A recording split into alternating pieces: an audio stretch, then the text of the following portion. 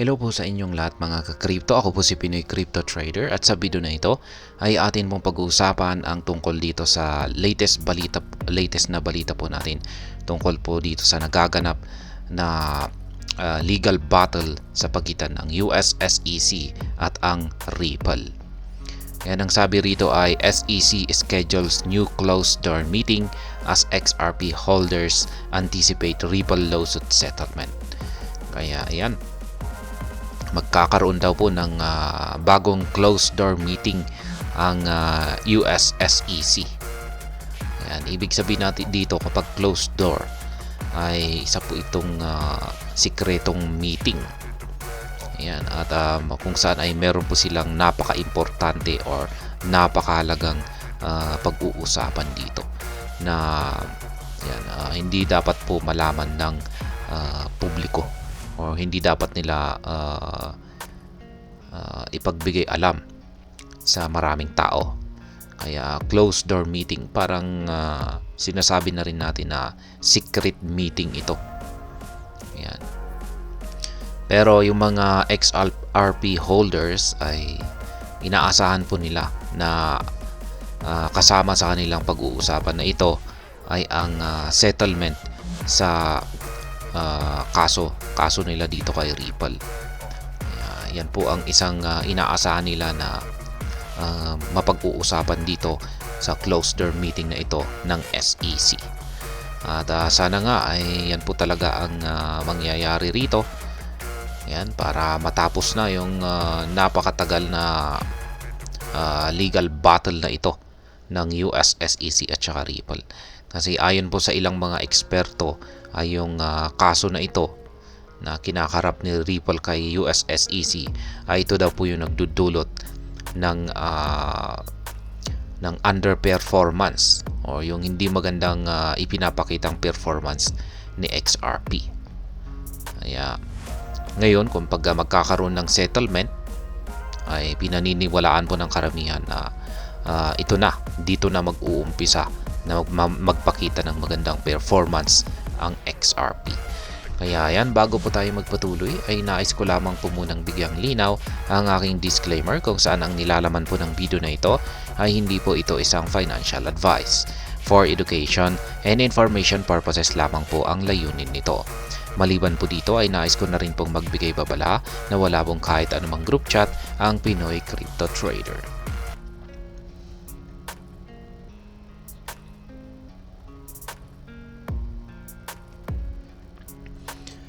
Ayan, amid the upcoming SEC closed door meeting, speculations of a potential settlement of the multi-year Ripple lawsuit have emerged. Ayan, yung mga matagal-tagal na rito. Ayan, dito sa mundo ng cryptocurrency ay malamang ay nasaksiyan na rin po ninyo yung itong napakatagal na kaso na kinakaharap ni Ripple hanggang ngayon. Ayan, nag-umpisa po talagang mag-underperform itong si XRP nung nag-umpisang habulan ito ng US SEC. Parang sinakal po siya. Ayan, at hanggang ngayon ay mukhang parang sinasakal pa rin niya. Kaya hindi po makapag-perform ng maayos ang itong si XRP. Kaya yan po ang pinaniniwalaan ng karamihang mga crypto experts. Kaya marami pong umaasa na sana ay matapos na ang Ripple lawsuit na ito. At yan, yung closed door meeting na ito, gaya ng sinabi ko kanina, ay marami pong umaasa na sana ay pag-usapan na nila yung potential settlement nila. Yan, potential settlement ng SEC kay Ripple. Pag sinabi po nating potential settlement ay magkakaayos na. Yan, magkakaayos na po ang dalawang panig. Yan, para matapos na ito kasi sobrang tumagal na po na ito ng ilang taon. This comes after the Regulatory Commission revealed a closed-door meeting scheduled for today, April 11, 2024 at 2 o'clock p.m. Kaya ayan, ang Regulatory Commission or ang US SEC ay nag-reveal po sila or naglabas po sila ng announcement na sila ay magkakaroon ng isang closed door meeting. Yan, na naka-schedule po ngayong April 11, 2024. Kapag sinabi po natin closed door meeting, ay isa po itong sikretong pagpupulong or meeting kung saan ay wala pong ibang makakaalam sa kanilang mapag-uusapan dito. Yan, kaya yung maging yung mga press or media ay hindi po nila alam. Bawal po na pumasok sila or malaman kung ano yung kanilang pag-uusapan dito. Kaya isa itong sikretong meeting. Although the agenda of the meeting remains undisclosed at press time, XRP community members speculate that the Regulatory Commission could discuss various matters, including potential settlement of the Ripple lawsuit. Kaya ayan, sa ngayon ay hindi po nila ipinagbigay alam kung ano yung kanilang mapag-uusapan dito. Ayan, sa closed door meeting na ito. Pero yan po ulit ang mga spekulasyon na ang US SEC ay mayroon silang maraming mapag-uusapan dito. Malamang ay kasama na rin dito yung nalalapit na approval ng mga Ethereum yung spot Ethereum ETF kasi ayan na po, next month na po yung kanilang deadline. Ayan, May. Yan. At syempre kasama po rito ay inaasahan po ng lalong-lalo na yung community ni XRP. Yan, yung inaasahan po nila na mapag-uusapan na rin nila dito ang potential settlement sa Ripple lawsuit. Prominent crypto enthusiast Jack the Rippler first called the community's attention to the development, stirring rumors about a potential settlement. Kaya yan, yung unang naglabas po sa kaganapan na ito ay isa pong prominent crypto enthusiast na si Jack the Rippler. Ayan, siya po ang nakapagsabi na may isang breaking news na magaganap. Ayan, isang breaking news na magaganap kung saan ay ang US SEC ay magkakaroon ng isang closed meeting. Ayan.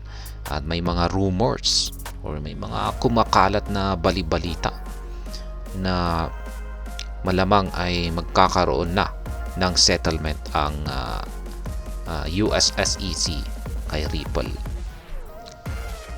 Kaya kung pag nangyari yan ay isa po itong magandang balita.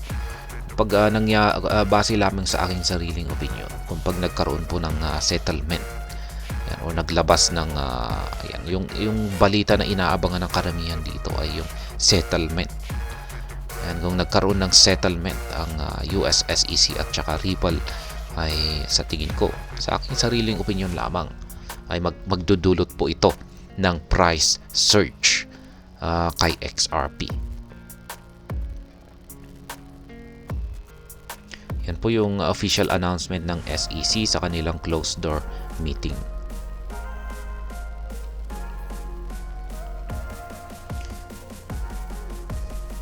Like other SEC closed door meetings, the public cannot gain access to the event. And the meeting is only open to top SEC officials, including commissioners and their secretaries, as well as other key staff members. Kaya ganyan po ang closed door meeting. Yan, ang publiko ay hindi po pwedeng makinig or hindi po pwedeng wala silang access o hindi po sila pwedeng pumasok. Magiging yung mga media, yan, yung mga media ay hindi po sila pwedeng pumasok para alamin kung ano yung kanilang pag-uusapan kasi top secret po ito. Yung tanging mag-uusap-usap lamang po rito ay yung mga matataas na opisyal ng US SEC, kasama daw yung kanilang mga commissioners at saka mga secretaries at syempre yung mga ibang mga makakalagang mga staff members po nila.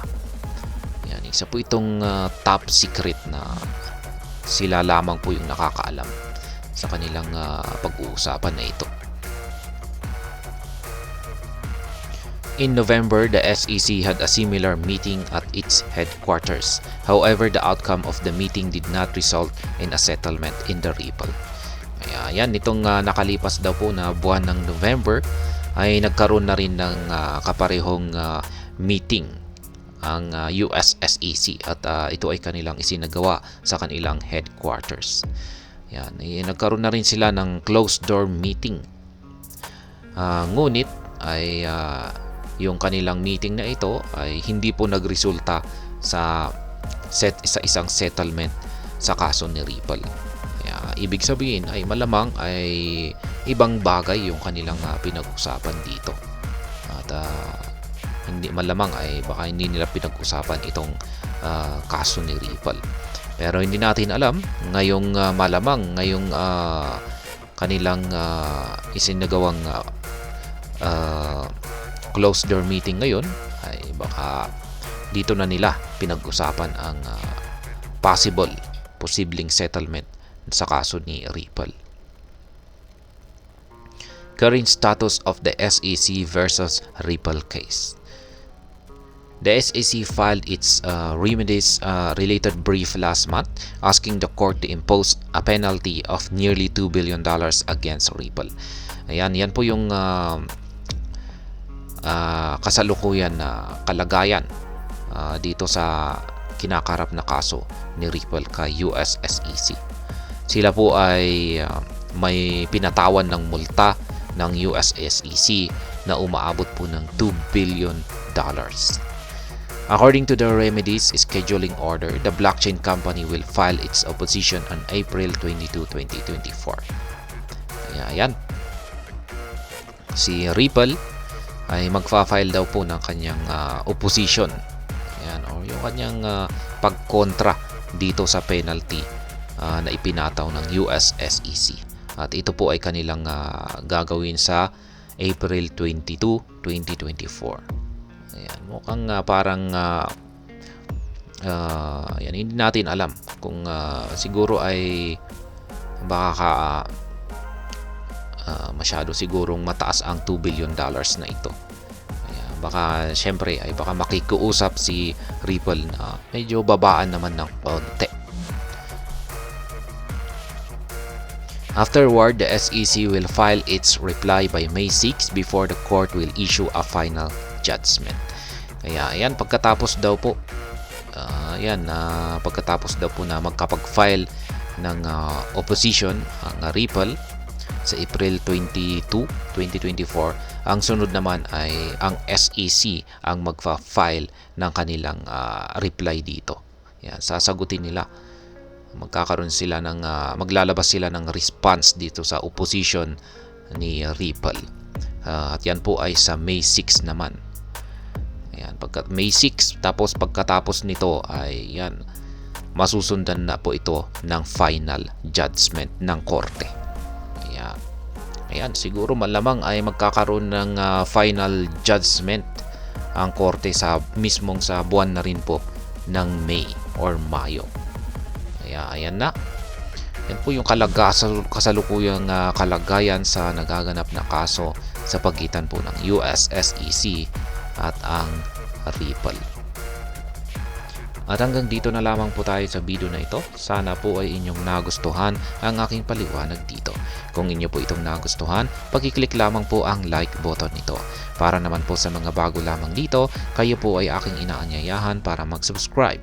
Pag-click na rin po ang bell icon nito dahil ito po ang siya magsisilbing notification nito sa mga bago kong videos na akin pong ina-upload sa aking YouTube channel na ito. Marami pong salamat sa panonood. Ingat po tayo. At God bless po sa ating lahat.